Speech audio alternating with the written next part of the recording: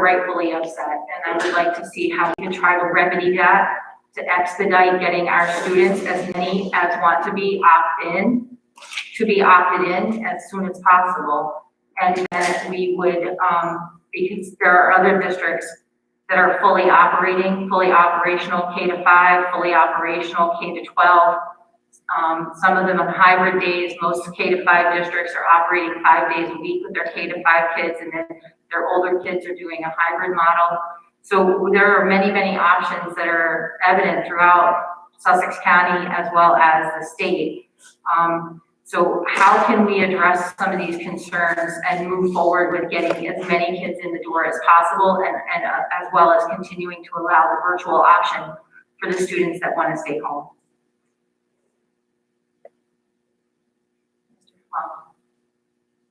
Can you respond to that, Bill? See how the correspondence came in from the parents, and it was put in our packets. I feel it's important for us to discuss it. In the fall, we identified, based on conversations with families, which students wanted to attend in person. Those students attended in person. Every student that opted in September, in October, and into November. When we closed the school due to staffing in November, and then due to the risk of coronavirus from November and December, the dates and the information that we communicated that was available, that was sent out, that was used in the all-call system, that was posted on the website, okay, identified these were the dates of return as required by the State Department. That you would not have a huge influx of of students that would lead to those kind of staffing issues for us.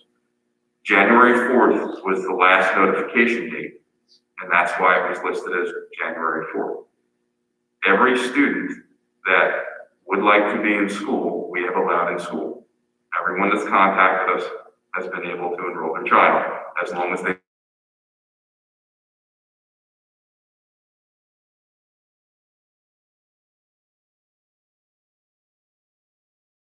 met the criteria, notified us, are in school. Okay, and so, and understanding that you certainly had to do what had to be done for the safety of the school, and with the COVID, that's not a question at all. The dates that were predetermined before the closure, you've just indicated are now a little flexible, and that if a parent is still wishing to have their child come in and they meet the criteria, they can contact the school and have that happen. So they don't need to wait until March 4th to enroll their child? Anybody that's looking to re-enroll their child should contact the school. Again, we want every child to be in school that wants to be there. So I guess this would be my point though. The dates are there because if I have 50 additional students that intend to enroll, then we may have to switch the plan and the mode of operation that we have, where it's not 5 days a week, full days. And you're right, there's lots of places that have done it lots of different ways. Our way was very specifically tailored to the communication we got back from parents as far as what it is that they wanted. For parents that worked 5 days a week, that were interested in having their students in every day. And so that's what it was tailored for. If that changes, or if we have a large influx that would require us to change, then we would have to adjust at that point. And at that point, we would have to create a different plan than what currently exists. Okay. So my concern is the fact that certainly you need to be on track with these dates, with the dates that are set, because that is something that all the districts are doing. My concern is the fact that the date was January 4th. We decided to reopen at the end of January with very little notice for people who may have chosen differently back in August. So going forward, do you think that maybe we could set a date so that you're not inundated with an influx of parents other than March 4th, that they would be able to? If someone wants their child here, then we will make every opportunity. We've had parents that did not notify us by January 4th, that have come in and said that they want their child enrolled, and they were in school today. Okay, great. There's a very quick turnaround on that from notification to making sure that we have the space getting them in school. Okay, great. That sounds perfect with the update, and that we could have people can still contact you and get their children in school.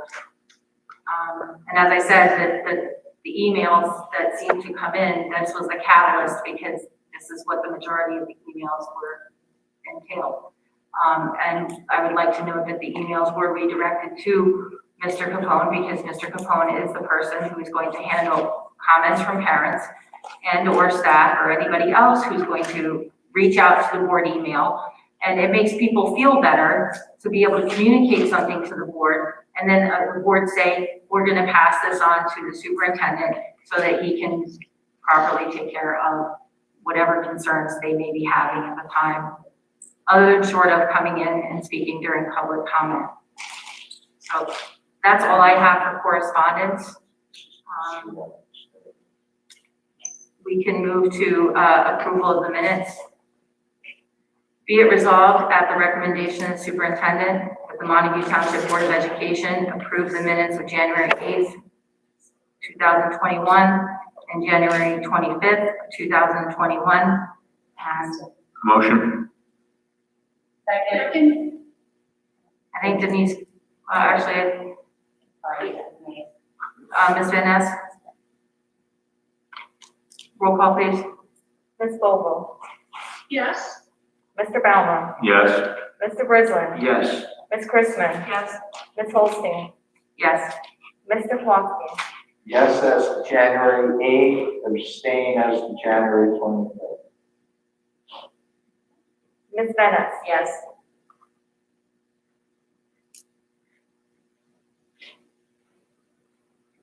Okay, so we're going to open public session to agenda items only. Public comment is invited on all matters pertaining to the school district. All participants shall be permitted 4 minutes to speak and shall state their name, place of residence, and group affiliation if appropriate. Board meetings are a meeting of the board conducted in public, not a meeting of the public conducted in the presence of the board. The board uses the public comment period as an opportunity to listen to citizens' concerns, but please be aware that not all issues brought to a board meeting will be resolved this evening. Rather, the board will, in appropriate cases, delegate the authority to investigate the matter to the superintendent or his designee.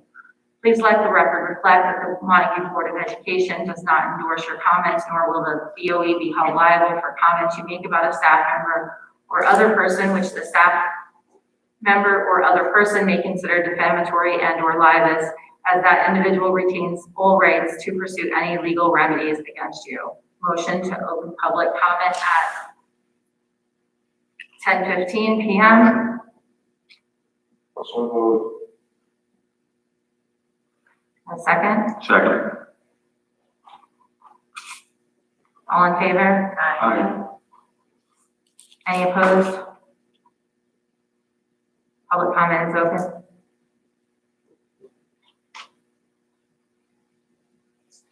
Just when you come to the microphone, state your name and address, please.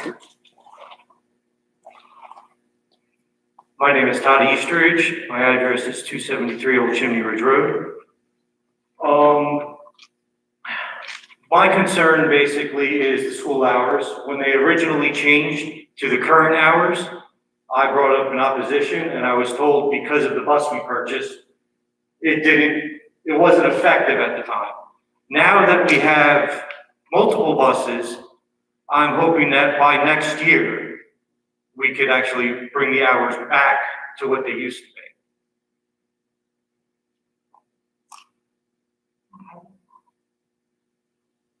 Is that all you have? That's my point. Okay. I definitely think it's something that the board can discuss with Mr. Capone. Yeah, I mean, the big thing is there's not a lot of options in the town for after-school activities, and with the late let-out time of the school, it hinders parents getting their kids any time to get food or anything like that, unless you grab something on the way that's ridiculously unhealthy. And I personally have 4 children, so when you're running constantly, they don't have any break in between school and then have to get out the door. And when we had the older hours, when we got out earlier, you at least have that little bit of a break where you can get them something to eat, start their homework, and then go out the door, so they're not getting piled with stuff at 8 o'clock, 9 o'clock at night when you get home. Thank you.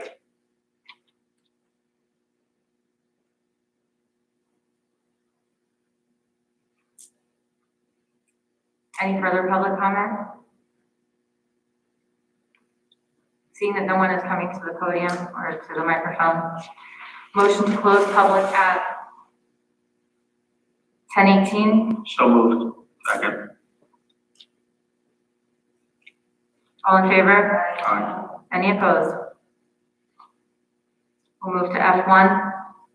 Be it resolved at the recommendation of the superintendent that the Montague Township Board of Education approve the January 26, 2021, February 8, 2021 bill list attached and listed below. Motion. Second. Second. Actually, Glenn got it.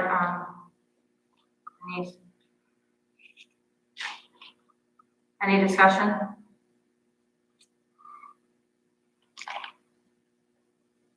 Anybody questions on it? No? Okay, let's move to roll call, please. Ms. Vogel, Yes. Mr. Baumann, Yes. Mr. Brisling, Yes. Ms. Christman, Yes. Ms. Holstein, Yes.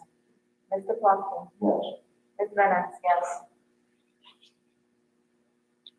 F2, be it resolved at the recommendation of the superintendent that the Montague Township Board of Education accept the annual audit for the year ended 2019-2020. The audit report is included in section 2, the financial section of the comprehensive financial report, annual financial report, and that the attached corrective action plan be implemented. So moved. Second.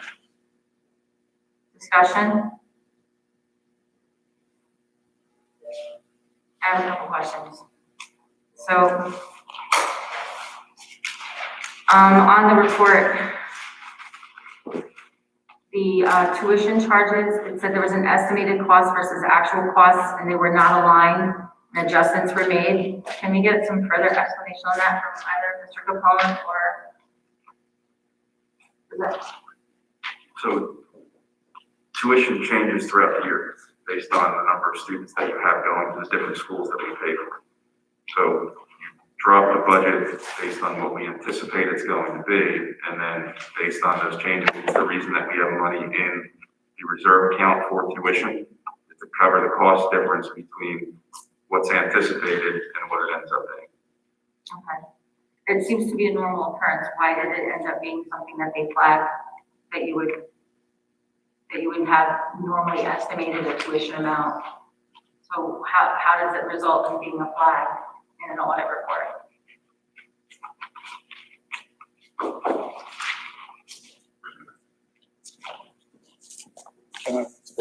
Absolutely.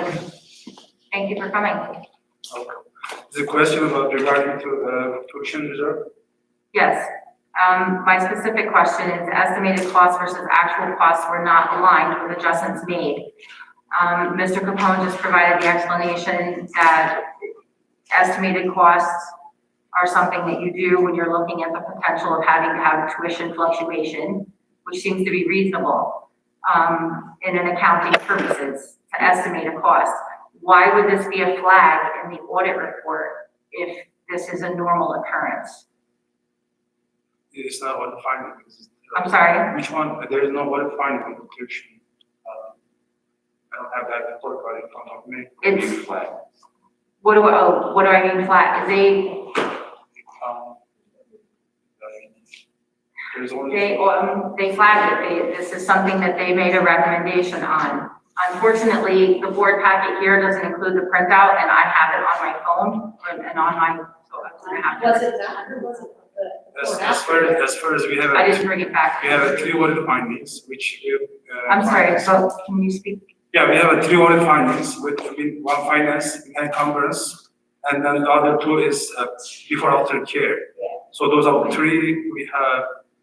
Great. The first one is the estimated cost versus the actual cost under the tuition section. That's the question I have now. I actually have 3 questions. I'll get back to you on this. I'm not sure about this question. Okay, so you're not sure why this was particularly flagged? He's saying it's not a recommendation. So you're saying flag. If you see If I read CAP, it, if you see CAP cap report, it's not about the finding. I'll pull it up. 1 second.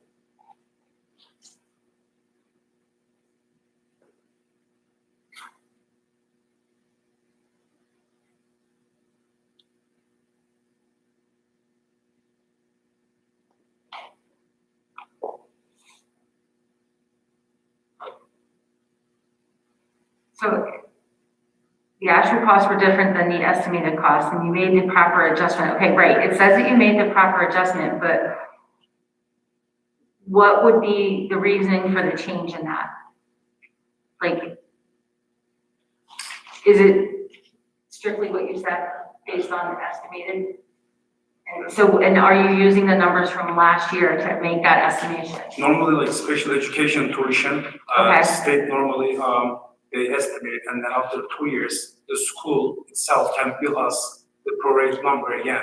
Let's say Okay. after 2 years, we receive another bill like $10,000 from X school that we have to pay back based on the state final numbers. Okay, So we have like last 2 years ago, we paid $25,000 to X school close to here for the prorate numbers. okay, so it's standard fluctuations? Yes, I don't know. So we pay tuition for our high school students. We pay tuition for special education students. Mhm. And again, those numbers can be adjusted up until 2 years after. Yes. What he's saying. Yes, Okay, so 2 years after we've gone through that time frame, these numbers can still be adjusted. So but again, I think it's not a finding, it's just something that was noted. I I was confused by your, Yes. said using a flag. well, I need to go back here, and I apologize for using the word flag at this point. It's something that I flagged mentally that I wanted to ask about. So my apology for the confusion on the semantics. And number 2 question I had was page 3. And it's under the bank reconciliations. Older reconciliation items are old and not, I guess I'll just go here. Suggested older reconciliations are reviewed for cancellation. So why is it that we have a lag in the reconciliation with these accounts? There was old checks was standing in my account, like the CDK or software. That the recommendation was to clear those 2013 and back then. And June 30, the treasury, we cleaned up all those unclear checks and deposits. So those are not really like supposed to be, and we Right. cleaned them up with the treasury. Right now, if you see your report, board secretary reports every month that you approve, Yes, those are cleared. Like, we don't have any more Okay. issue. so these being older items, Older items, yes. and they were just kind of hanging out in, It was a very small amount, like $21 and $10, but the auditor was to, clear those out, so we already cleared them out. okay, How old was that? It was old, like, it was come from you said 2013. 13, So is it a check that was like just not deposited? not deposit, or they missed deposited, like there's, plus and minus, and it doesn't really look good on the report, so we cleared them out. Right, What's the time frame that that's usually reconciled? Normally, every month, we have to reconcile. It has to be every month. So right now, as you see, our reconciliation is up to date. With our treasury, we work simultaneously to make sure there's no open items each month. okay. And then the third question I have is also from page 3, and it's regarding the reserve for encumbrances. I'm not sure, my concern here is that the management's response that's noted here is that the district will take greater care when classifying open purchase orders as accounts payable or encumbrance. And I will admit that I don't fully understand the whole thing, but I don't understand why the response isn't objective and measurable. So that to take greater care, what exactly does that mean? Normally in June 30, when we close the books, there's a vendor that we purchased goods and services. You have to transfer the next year as an account payable or encumbrances. If you receive your goods in June 30, prior year, that has to be account payable. If you don't receive your goods, that's to state encumbrances. So this is what they refer, like it says $318,000 supposed to be encumbrances because we ordered the good stuff and we didn't receive. So it means that they have to organize. So we fixed it in the audit and they recommended in November. Okay, all right, thank you very much. I want to tell you, first of all, the questions that I've asked have come from me for specific clarification and also out of respect of the work that was done to put together the audit.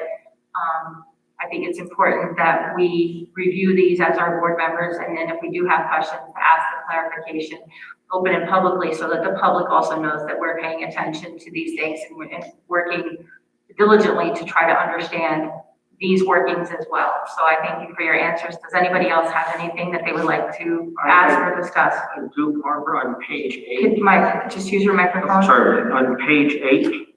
And Eric, I'm interested in the materiality of the two findings. I don't know if it's significant or insignificant, but on page 8, under findings, and this is before and after care program, the auditor is saying it was noted not all program fees collected were turned over for deposit in a timely manner. And do you have any rough guesstimate in terms of percentage? I mean, if it's 1%, then it's negligible. If it's 99%, then obviously it would be a material finding. About the time deposit, Yes. we approximately collected about $14,000 for the preschool total. Okay, I mean, before after care, it's about 3 checks that 3 checks. 3 checks about $1,000. But Okay. because of the COVID situation, before after care is usually we collect the money and then we want to make sure that attendance are taken and properly adjusted. So there's like a couple of steps involved in this process because of COVID, and some checks wasn't in April, so we closed the district in March. So we couldn't put those deposits in the bank, so that was the. So that would be 3 checks out of approximately how many checks during the academic year? Probably like each month. Are you talking about specific program or? Well, this is the before and Before after care program. As I mentioned, we collected about $15,000 approximately. That makes each month probably like 10 checks. Oh, okay. And it's about very small, I can say very, very small amount, 3 to 4 checks is very small. Well, I think they said And then- too at the last meeting or one other time we Yeah. addressed this, there was some supplies or something that were bought Okay, and it wasn't submitted, right? No, the issue was that when we shut down, you had people that had bought bank days, right? So they bought a block of 5 days, they bought a Sure. block of 10 days. yes, When we shut down, they couldn't use their days anymore. right. Okay, so we had some that were checks and they're trying to figure out, what are we doing with these checks? We have them in our possession, okay? Are we coming back to school? Right, so when you're talking about it being timely, right? From March to June, when we didn't know when we were coming back to school and if people were going to keep these blocks or whether we're gonna have to refund them, and there wasn't any plan initially that we were gonna have to be refunding days because people were gonna utilize them between them and June. So this is a very COVID-specific problem based on the fact that when the program was set up, that there wasn't any intention to be looking at that and saying, we're gonna have to credit back days that they bought in a block. Good, Mr. Capone, thank you. Appreciate that. And the second finding says the district did not use a consistent daily billing rate and discount rate, and the district did not have a formal refund policy in place. So do we now have a formal refund policy in place, or are we working on one? Since we don't have before after care this year, I think single ones. Okay, so it's not relevant. So for the current events, it's not something to be concerned with. Yep. Okay, thank you. Any further discussion or questions? We'll move to roll call, please. Ms. Vogel, Yes. Mr. Bauer, Yes. Mr. Brisbane. Yes.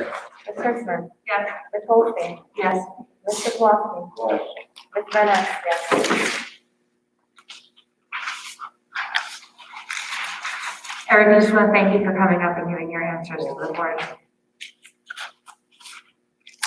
F3, be it resolved that the recommendation of the superintendent of the Montague Township Board of Education approves the 2021 request for requotation for student transportation contracts per diem rate with, contracts for per diem rate with first student.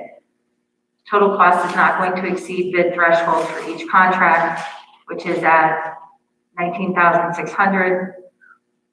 TC1 at $395 and TC2 at $395. Motion. Second, Second. discussion. I know that I had asked Mr. Capone just to clarify what the TC1 and 2, $395 pertains to.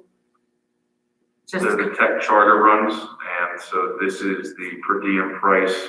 We're waiting on our buses to come in. And so this is basically to fill the gap between now and when they actually arrive. okay, Do we have an ETA on them?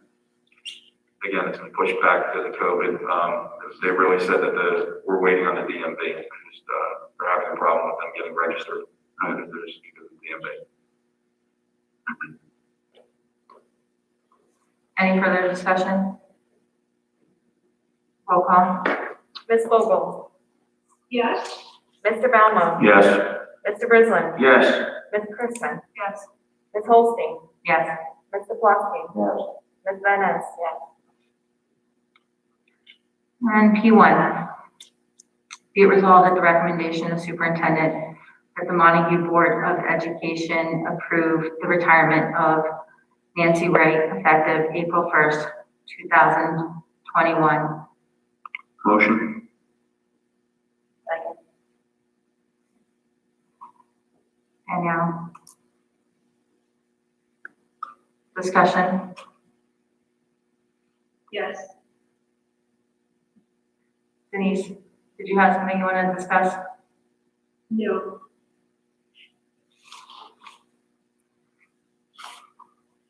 Anybody else? I'd like to say, first of all, that I have profound respect for Mrs. Wright. She has been an excellent educator here at Montague School for 21 years. She has served the students